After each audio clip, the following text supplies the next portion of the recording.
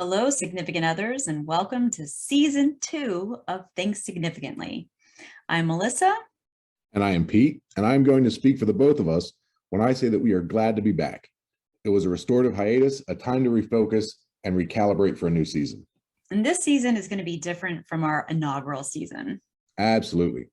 So, for starters, while we'll still be pushing our episodes on Tuesday mornings, we plan on publishing them every other month. Right. What this does for our listeners is give you all an opportunity to gnaw on what we've said and to think about extensions of beyond what we've said. Beyond the examples that, we came up with. Beyond the connections that we make. Yeah. Our intention from the jump with this podcast was that it offer our listenership the ability to form your own connections about what we've said and extend beyond what we've shared with you on air. In the research realm, we call this having heuristic value, the potential to stimulate or encourage further thinking. So this season, we're going to give you a month's worth of podcasts and then give you a month to spin off on your own to discuss it with your own inner circles, your family members. Maybe you'll even start a cerebral tribe of your own with which to think big thinks and talk big talks, as I like to say. Yes, you do. The other thing that is different this season is we are going to be talking about a new theme every month. And if you know me for more than 5 seconds, you know there's nothing Melissa likes more than a theme. So get excited. Woot, woot. And the goal of having a theme is to provide you with enough content, enough fodder that is interrelated and builds on itself so that you have significant content to foster an environment that is ripe for discussion and worthy of your cerebral investment. Right. This is not coffee talk. The Cold War. Neither cold nor war. Discuss. Right, correct. So now that we have those preliminaries out of the way, and we say one more time how glad that we are to be back with you all, let's talk about our first theme, shall we? We shall. The first theme, which will be coming at you all January long, for lack of a better descriptor, is group dynamics. Now, I don't know what comes to your mind when you hear group dynamics, but I sure hope that it's something beyond forming, storming, norming, performing, adjourning. Which are Tuckman stages of group development, just in case you were ever on Jeopardy or get this question at Quizzo. Pete's already showing off, and it's the beginning of season 2. Yeah. We hope that you are like, Shaw, who doesn't love to talk about how we all influence each other? And to be clear, we're going to be talking about a very niche aspect of group dynamics. This month, we are going to focus on the company that we keep. Yeah, we thought that this would be a fantastic topic to start off with, given that you probably just spent some time with some people this past holiday season. But don't let that dissuade you from listening. Let it be known that we are going to be talking about the company that you keep. That is the company you choose. The people that you let in the wire. Influence you. And to kick off this season, we've pulled from the archive, folks. What you're about to listen to is the first episode that we ever recorded. It hasn't been released until now. And the topic is a dinner party. Who would you invite and why? Just for reference, we recorded this originally back in June of 2021. Right. It's been in the vault ever since, marinating. So we hope that you enjoy it and they get excited about what we have in store for you this season. As just a little teaser, next week's episode will be on the Fab Five. That is the idea that you are the amalgamation of the 5 people that you spend the most time with. So without further ado, we bring you the very first episode that we ever recorded. Hello, everyone. In the era of the pandemic, virtual is the name of the game. We've experienced a sea change in how we interact, and that includes dinner parties. Entertained together, but separately. So in light of that, I want to resurrect an age-old icebreaker to discuss on tonight's podcast of Think Significantly.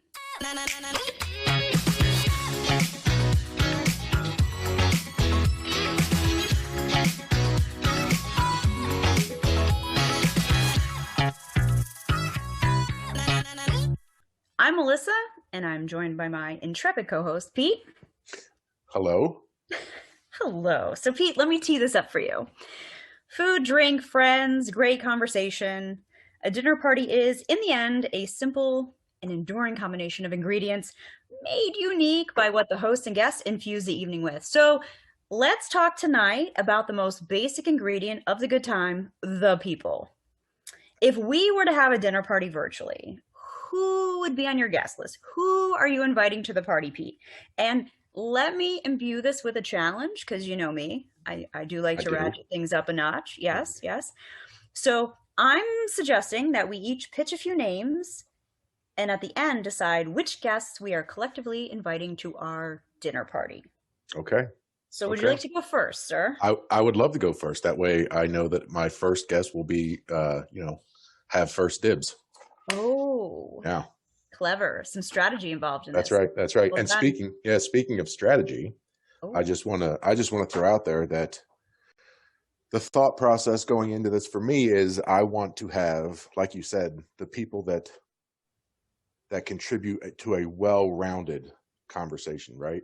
I don't okay. I don't want, a bunch of similar points of view. I don't want a bunch of similar experiences. I want a varied group. So that's how I approach this, and you'll see that as we go forward. So I love this. without further ado, my first guest, the first person that I propose that we invite to this, would be Theodore Roosevelt. Oh, okay. Okay, just so everyone's familiar, was a cowboy, a rancher, New York City police commissioner. He wrote 35 books, over 150,000 letters. He was his assistant secretary of the Navy. He was a Rough Rider. He was the governor of New York, vice president, and the president. And as the president, he worked to break up monopolies. He did the Meat Inspection and Pure Food and Drug Act, conservation of natural resources, won the Nobel Peace Prize, and pushed for the establishment of the Panama Canal. And I would argue, probably the most well-rounded figure in American history as far as military background, diplomatic background. Just Mm. he did all the things, and I would love to hear his opinion on the different topics that we come up with throughout the night. Oh, okay. Well, he's the father of the National Park I Service, or do know that. credited for. So I like him. Okay, okay. But I see you're Teddy Roosevelt, and Okay. I raised you one Benjamin Franklin, Oh, very nice, very right? nice. Patron The same saint, ilk. Yeah. yeah, patron saint of Philadelphia. No offense to Rocky Balboa, Hmm. right? We got Franklin. He's a founding father, inventor, postmaster scientist, civic activist, diplomat, right? Totally a major figure in the American Enlightenment. What's he known for? Lightning rod, bifocals, the Franklin stove. Right. He's part of a whole bunch of civic organizations like the Library Company, our Philadelphia's first fire department, and the University of Pennsylvania. And let me tell you why I want to invite him. Okay. Please. So in Yeah. 1727, Ben Franklin forms a group called the Junto. This was a self improvement club. Hmm. It met weekly for several decades, and it was organized largely around the discussion of 13 virtues that were identified by Franklin. How how, How convenient. how convenient. So some of these included like resolution, industry, justice, temperance, silence. I wonder what that party was like. But these are making a comeback, and that's why I want to bring them back, because I want to know about this like Ben Franklin circle that's like about improving ourselves and improving our world. So he needs to come to our dinner. Sure. All Yeah. right. No, I see it. Totally see that. Okay, cool. Your turn. Okay. So following up those two, so I'm going to bounce around here. I've got, Roosevelt, who's my politician, military figure.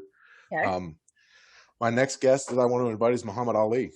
Ooh, love, love. Yeah. Yeah. Yes. Suffered from dyslexia. Yes. Started training for boxing at 12, won Olympic gold at 18, Mm-hmm. converted to Islam in 61, Yes. had a major upset to beat Sonny Liston for the heavyweight title in 64. Just to sum up quickly, had just so much social activism around after his conversion, the name change, which he suffered a lot of backlash for. And then his getting drafted for the Vietnam War, which he fought against, was actually arrested and was stripped of his titles and lost 4 years in his prime of his professional career, while he tried to get that resolved, and ended up getting the conviction turned over by the Supreme Court. Okay. As a result of his outspoken nature about the Vietnam War, he was monitored by the NSA, the FBI. He had a unique and captivating speaking style. He was the first boxer really to speak for himself instead of letting his manager speak. Still considered, despite losing that 4 years of service, he was still considered the best boxer in history. He's got 2 Grammy nominations as a musician, and is What? in some circles considered the first rapper. He did like a spoken word album, Had and no then idea. like yeah, and me either. Yeah. This is new information for me. Wow. He's got 2 autobiographies. He did some acting. His charities fed over 22 million people worldwide. Love. Uh, he was the single biggest donor to the United Negro College Fund Mm-hmm. at one point. Mm-hmm. Participated in efforts for Native American and Palestinian rights, Rwandan refugees, and many others. He was sent by the United States government to try to petition African nations to boycott the 1980 Olympics, and was largely unsuccessful. But that was because of, America's position, not because he failed, I don't think. Sure. And then, surprisingly, endorsed Ronald Reagan in 1984 for his reelection. Okay. Which was kind of, I like the fact that you're not able to stovepipe him really in any one spot. Mm-hmm. And then in 1990, negotiated the release of American prisoners from Iraq, and was actually criticized by the United States government for doing so. So I love the athlete, right? The physical accomplishment, and I love the social activity, and and then the diplomatic things he was able to accomplish. That's just like that level of experience is stunning to me. Well, I'm sold. I was like, when are we getting to the part where he is the first fighter to win the World Heavyweight Championship on 3 separate occasions? But Yes, I yes, guess yes. everyone knows that, Ali, right? Yeah. Yes. Yes. By the way, I've been to his house as a Jersey boy. You'll appreciate this. I've Mm-hmm. been to his house in Cherry Hill, Okay. and it has a lot of photos of him in his glory days, doing the fighting part, and they're just like magnificent. It's Oh just such yeah. good action shots. Yes. Awesome. Very cool. Okay. All Okay. right. Wow. So you're up now. Who's your second person?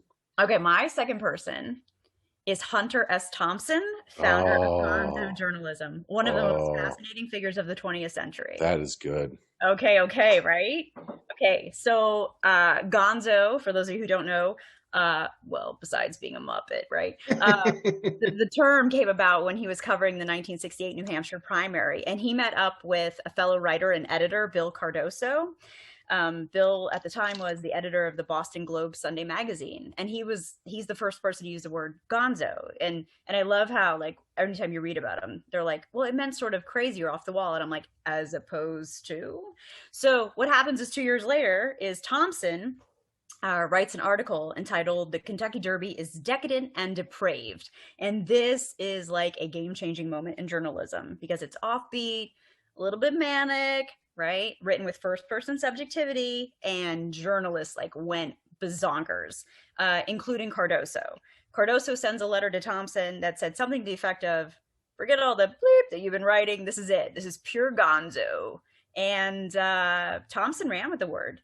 He used it himself for the first time a year later when he wrote Fear and Loathing in Las Vegas, which, let me remind everyone, was a book before it was a movie starring, who was in it? Johnny Depp.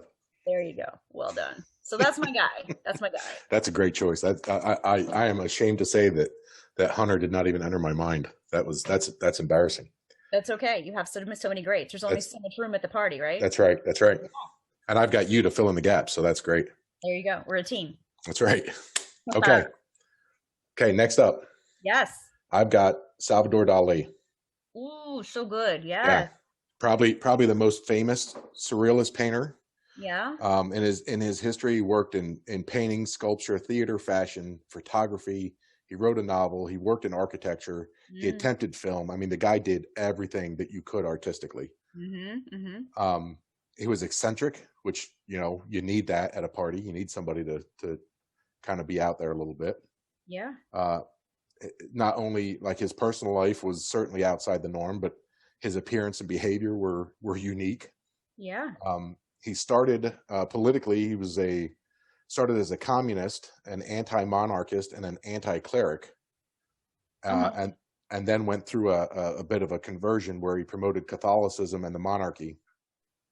And in 75, he went so far as to say he's against freedom. He's for the Holy Inquisition, which, as we both know, with artist types, was probably an overstatement to get a little bit of attention, but still he said Right. it. Little Um, shock value there. yeah, Yeah. and before he died, he claimed that he was always an anarchist and Oh, a monarchist, which I'm not sure. I would love to know how those two things coexist, but I think that his kind of outlandish, outside the box look at things would certainly generate some conversation. You know, anything that he would bring to a topic would probably catch people sideways a little bit. yeah. And paint by numbers is all the rage now, as we're still locked down a year later. So yeah, that's Right. awesome. I love this anarchist monarchist thing. Like, is this like some let 'em eat cake shit? Like, I'm I, wondering. yeah, I don't know. That's like I'm saying. That's like, how do those two things exist at this? Like I want chaos, but I want a king to oversee the chaos. I'm not sure. Yeah, I might add this to my LinkedIn profile. Okay, cool. Awesome. Very cool. Love Okay. Yes. Yes. You're up. Number three. it. Okay. My next dinner guest that I proposed to you, Amelia Earhart. I had to. Oh, I nice. had to. But for clarity's sake, I don't want to invite Amelia Earhart. I want to invite Amelia Earhart's ghost. And that is because I want to know what happened over the Pacific Ocean. Of Okay. course. So Amelia Earhart, fucking badass, right? First woman to travel across the Atlantic by plane, the second person and the first woman to fly solo nonstop across the Atlantic. Before that, Hmm. only Lindbergh had done it, right? But then here she Hmm. comes around. She proves herself equal to the task. She was in that damn plane for 14 hours and 56 minutes, right? She had a mess of winds. She had some mechanical issues. She finally makes it to a pasture in Northern Ireland. She, as we know, right, she flies solo halfway across the Pacific, right? She's the first pilot to fly alone from Honolulu, Hawaii to Oakland, California. And then she met her fateful death. 1937, she attempted to fly around the globe with one crew member, Fred Noonan. She had gone 22,000 miles. She had only 7 to go, and she and Fred disappeared. And it took them 2 years to legally declare her dead. And I want to know what happened. What happened to Amelia? Yeah, So I want her ghost to come to dinner. that would be fantastic. I don't have any. I'm not recommending any Sears or anything, but I'm sure we can make that work somehow. Awesome. That would be, yeah, definitely her. Like two big mysteries, her and DB Cooper. I want to know both of those. Ooh. But he's not invited. Like I don't need a thief running around the house. Um, okay. Next, I've got, looking at who I've brought already. I'm like, what do I need? Like, what am I missing in these people? Ooh, I love this. Like, there's something that there's a point of view that I'm not covering here, and Okay. I need a conservative. I need somebody to like argue counterpoints to some of the things that we're going to talk about. Okay. Go ahead. And I'm looking at Condoleezza Rice. Ooh, Condi. Ooh, Yeah, I want her just if she's coming, we gotta have a piano. that's the first note I've got here. She's an accomplished pianist. He is. Yes, Yeah. yes. Cool. She was a Democrat until 82, worked in the Carter administration as an intern, Uh-huh. switched to be a Republican in 82, had a academic career at Stanford as a professor and the provost. Okay. Um, was an advisor to George H.W. Bush on Russia, Right. a special assistant to the Joint Chiefs on nuclear policy. Yeah. Has served on multiple boards of directors for huge companies. Yeah. Was on the commission for gender integrated training for the Army. Love. Uh, then she became the national security advisor for George W. Bush, Mm-hmm. and of course was eventually the Secretary of State. And I think part of what I want to get her in there about and have her kind of weigh in on was, I like people that, obviously she's intelligent, she's accomplished, multi-discipline, right? Just so many interests and is good at so much stuff. But Mm-hmm. I like when there's things that that don't impress me, or that maybe can be seen in the negative column. Okay. And her support for the Iraq War is one that I'd like to to have her expound on, and her role in the approval of waterboarding as a policy for the CIA is something I think that would be worth discussing, You're especially with bringing this up Roosevelt. over dinner, like Uh, this well, is over drink? maybe over dessert. Okay, okay. Yeah. We don't want to run her off, right? No, no, no. Of course, we're not challenging her. I just want to hear her, justify. R- What were you thinking? That was, Days of making you talk, Gandhi. Yeah, That's right. That's right. We'll waterboard you to get you to hear your I thoughts was on about to waterboarding. say, right. Wow. Okay. Yeah. I love Yeah. how like we have to have a conservative after you just basically sold me on Ali as like this like closet conservative and like you got. I I just said he was unable to be stovepiped. I don't think he's really conservative. Well, we don't know. We don't know. That's true. That's true. That's true. Yeah, for sure. Yeah, we don't know. All right. Okay, what you got? What's next? Quentin Jerome Tarantino, film director, screenwriter, producer, actor. Right. This is why I love Quentin. Ready? Mm-hmm. Because his work is dripping with symbolism. Like I could go on. This is an entire episode unto itself. Let me give you two things. Okay. The pawn shop in Pulp Fiction, all the clocks are set to 4:20. Mm-hmm. One of the names carved into the bat carried by the bear in Inglourious Bastards is Anne Frank. Mm.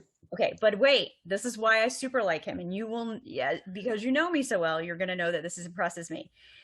He claims that he likes to leave 20% of the movie unseen, right? So like this is like he doesn't show us what's in the suitcase in Pulp Fiction, Right. and he does this so the movie is really yours because oftentimes the movie just tells you everything. It with the music, the way they do the cinematography, it like makes you think what it wants to think, Mm-hmm. and I like when there's room for interpretation. Also, I would be remiss if I did not mention that he writes two types of scripts. He writes one called movie, and then he writes one called realer than real world. Okay, so Okay.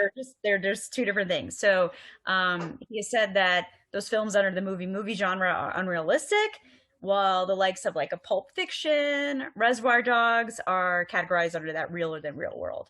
Also, if you pay attention and you know his work, you see a lot of the same props. Mm-hmm. Like the suit bought in Jackie Brown is the same one that Mia Wallace is wearing in Pulp Fiction. Ah. And he said that when he gets to the age of 60, he is going to retire from filmmaking and focus on novel and film literature writing. And I happen to know that he's a March baby. He's a 63 guy. Okay. So on his birthday, he's going to be close to 60. Yeah, So 58, there you right? go. Yeah. Yeah, he'll be 58. So I look forward to what Tarantino has to do in his next chapter, and I'm hoping he can come to dinner and share it with us. And and you didn't really mention it because everyone knows Quentin. I would hope, like at least a little bit. Mm-hmm. Super opinionated, not afraid to talk about it. So a perfect guest for a dinner party. Truly, that's right. I don't know if you know this. He got in a fight with a taxi driver one time who had insulted his girlfriend, and the taxi driver bit his nipple. It's a hell of a fight. And he almost lost it, but he said that the taxi driver was too greedy. He had taken too big of a bite. Had he taken a smaller bite, he would have taken the whole damn thing off. So I just wanted to share that with him. That kind of analysis is invaluable. Invaluable. Yeah. And our significant others to know this about Tarantino and only stare at his chest from here on out. That's right. Just try to imagine which nipple might be missing. Well, we can talk about this at dinner when he comes. That's right.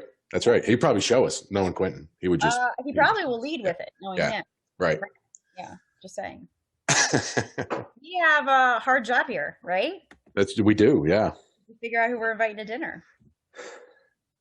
Yeah, because we like. Yeah, how many places are we setting? Because that's a good list. That's hard to pare that down. I know. Let's make it difficult on ourselves because I would have it no other way. Okay. So what do we have? 8 between us? Yes. Let's say we can invite 5. Oof, outside of ourselves, of course, because right, because we're hosting, sure. Yeah. Who's your top pick from your list? Can I ask? Teddy. I mean Theodore. Sorry, he doesn't like people calling him Teddy. So Theodore Roosevelt. Okay. All right, Teddy. Okay. I mean Theodore. Yes. Yeah. I mean Mr. President. Right. Okay. I can get on board with him. Yeah. let me make a place sitting for him. Okay, Okay. Roosevelt's coming. That's Perfect. one. Perfect. All right. So how about you? With all the people we talked about? Yeah. Well, can I would like if I have to take one from my list. I just want to talk to Hunter S. Thompson. I just do. No, yeah, I think that's a fantastic. Like I that. think As soon he's as you gonna said that, I I think was he's just sold. gonna Yeah. bring some spark to this, Oh, right? absolutely. Yeah. Okay, Absolutely. cool. And I think he, as an eccentric and as a, uh, I think he is a better choice than Dali is for my list for that, like that niche kind of eccentric role. I love that pick. Okay. I love it. Okay, like a creative, like Yeah. art guy. That's our fill. Yeah. Okay. Yeah. Yeah. We got like the politician, or well, you'd call. Well, how would you categorize Roosevelt? Are you thinking he's a like a I'm leaning like, yeah, he's so like man of the world, right? yeah, He's so Renaissance man that yeah, I don't know where he fits. Like he's the one that he's the first one I put down, and then everyone else just kind of rotated around him because I yeah, could make him whatever I wanted him to be. He can be the military. You know, if I say that Rice is that Condoleezza Rice is my politician, then sure, Roosevelt can be my military guy. yeah. You know, it's just he fills any role that and that's what I love about him. That's what I admire and would love to like dig into is how he just goes in any direction and is successful and just does it, like becomes that. He's your son, and everything else is Yes, yes. Everyone else is rotating around him. Yes. got it. Love it. Okay, I'm sold. He's coming. All right, Okay. cool. So Roosevelt and Hunter. Yeah. Um, why don't you go next? We'll snake the final. Well, I feel like I went with Hunter, right? Yeah. But I'm saying you can pick the next person too. Well, I want Muhammad Ali for sure because I Perfect. just that I'm pretty set on that one. Yeah. Yeah. Okay. All right. So we got And I want and not that this was my plan, but I want Earhart's ghost there. Do you really? I love That's that. gonna be a hard sell. She made my short list. She just, you know, 4 was a little too short. Oh, okay then. Okay, good I to mean, know. she's an aviator and she's amazing. So why wouldn't I? Like Right? I'd love to talk to her about flying for a bit. Yeah, but you know she's a smoker, right? I'm gonna That's tell fine. her back That's fine. porch. Yeah, right. Oh my. Cigars, I hope. Yeah. No, she's cigarettes. Like Oh, who? really? That's gross. Yeah. Well, maybe in the pre post life. Maybe it's like Ghost where she can't get to them in the vending machine. Yeah. If you're a ghost, they're all menthols. Yeah, right. Okay, so we have one more spot. Yes. Yes, one more spot. Hmm. And who do we have out there to choose from right now? We've got Condoleezza, we've got Yep. Dali, we've got Franklin. Yep. Who am I missing? Quentin. Right. Oh yeah. Quentin. And yeah, that's what I got. You can pick. You can pick. Man, that's a big responsibility. Think about who we already have. Like I love this how like you pitched in the beginning. You're like, our strength is in our diversity. Yeah, Right. it really is. Right. We're trying to Right. round this out. Yeah. Dun, dun, Yeah, dun. I know. I like Rice. I like Franklin though a lot. Like I think you know, I don't think you can have too many well-rounded people in there, you know? Mm-hmm. I mean, Mm-hmm. his like him and Roosevelt are very comparable in that Renaissance man kind of do everything Right? kind of way, but where Ted was more action oriented, let's say, Mhm. like military service, police work, you know, politics. Franklin was more innovator and scientist, even Sure. you know, inventor. I'm going to argue that he like defined the American ethos, right? He's all about Yes, practical values like thrift, hard work, community spirit, self-governing institutions. yeah, and I'd like to hear him talk about him wanting the turkey as the national bird. I, out of all the things he could talk about, we'd be Yeah, like, well, you know, that's talk you know, turkey. Yeah. All just right. So is yeah, Franklin our guy? I think so. Yeah, I think Franklin is the winner. Wow. So cool. So Roosevelt, Hunter Thompson, Ali, Earhart's Ghost, and we got Ben Franklin rounding this out. That is a phenomenal dinner party, I think. We should be so lucky. We just now, you know what, Pete? The real problem is it's not Uh, us fighting them, right? I love how we think we're in this power chair here, right? They right, got right, right. right. Yeah, No. yeah, yeah. Well, I mean, we didn't.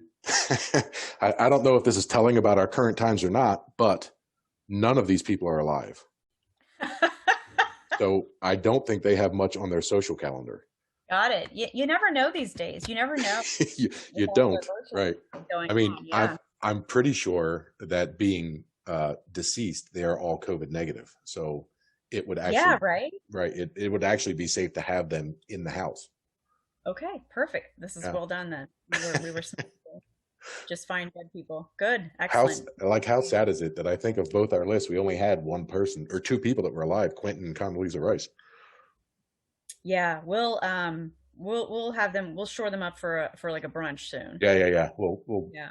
tell Quentin we've got something to pitch him and I love it. see what he does. See what he has to say. Yeah. So Cool. fantastic. I think I am thoroughly impressed with your picks. Girl, same. Yeah.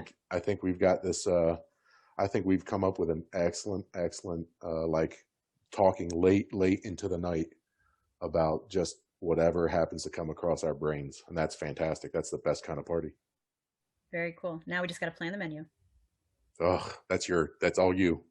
That's me. That's cool. Awesome. All right. Are you prepared to take us out to wrap this up? Yeah, I think we can step away from this and ask our significant others, who would you invite? Oh, I'd love to hear this. Yes. Who are your people? Who you Hmm. know? Who are your top four? You know, throw them out there at us. We can get us at Twitter and on Instagram. Both at in both areas, we are at Think Sig Pod. That's ThinkSigPod.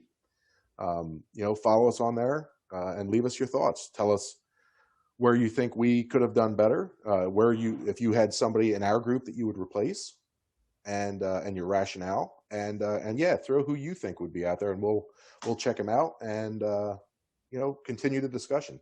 Continue Awesome. to to think significantly. Awesome. Cool. All right. Thanks, everyone. Have a great night.